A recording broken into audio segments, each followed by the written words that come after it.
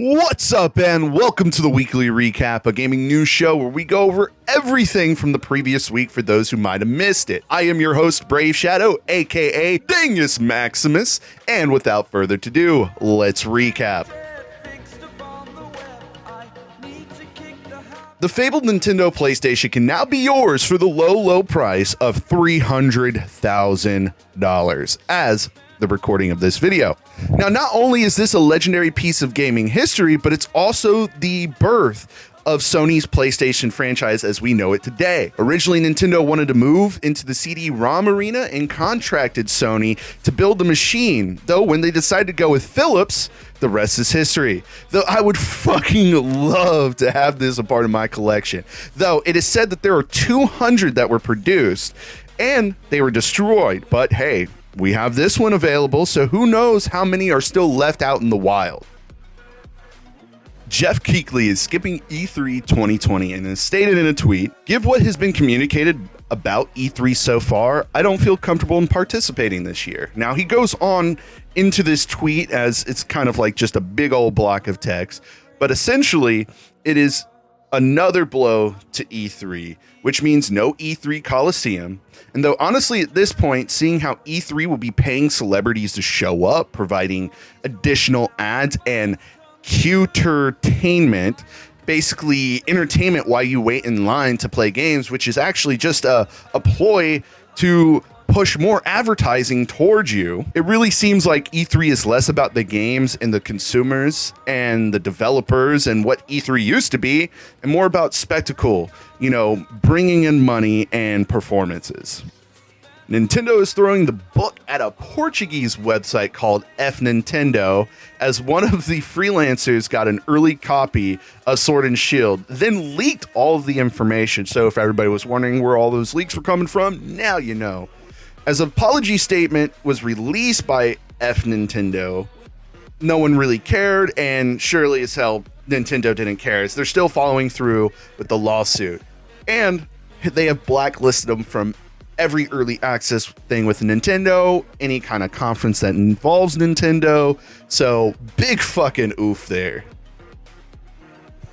BioWare makes a post on the Anthem website promising to go back to the drawing board and to fix the game and offering us Anthem 2.0. Though how long is that actually going to take? That's anyone's guess. And with all these looter shooters coming out, is anybody really going to wait for that? Though, as someone who liked the flying and the shooting and how it felt, I really hope they can do something about this. And as somebody who was a Storm main, just flying around in the air, basically being a warlock on steroids, Destiny could definitely take some notes from how to make magic stuff feel cool. Now, my hopes aren't really high, but you're going to figure out why with this next bit of news. BioWare is losing their best and brightest to Wizards of the Coast, more specifically, Archetype Entertainment. As the head writer at BioWare, Drew Karpyshyn, has this to say in his blog post in regards to why he left. "We became corporate. We were less able to make what we loved. The teams were pushed to create games based off of market research rather than our creative instincts and passions. My dream job became just a job, and I lost the enthusiasm and excitement I once had."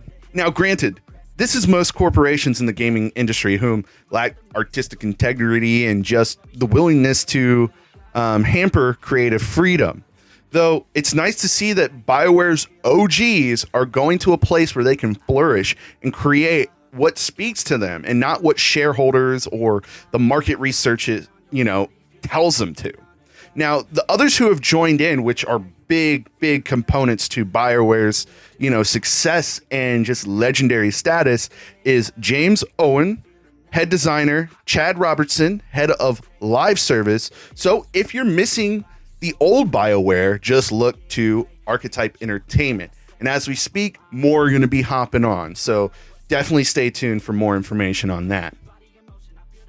Epic Games CEO Tim Sweeny believes that game companies should stay out of politics. Quoted saying to The Hollywood Reporter, "We live in a world where your political affiliation determines what chicken restaurant you go to. There is no reason to drag decisive topics like that into gaming." Obviously, he's referring to Chick-fil-A and how they've supported gay conversion camps, which we all know for a fact do not work. Sweeny continues to say, we need to create a very clear separation between church and state. Employees, customers, and everyone else should be able to express themselves, but we as companies need to divorce ourselves from politics.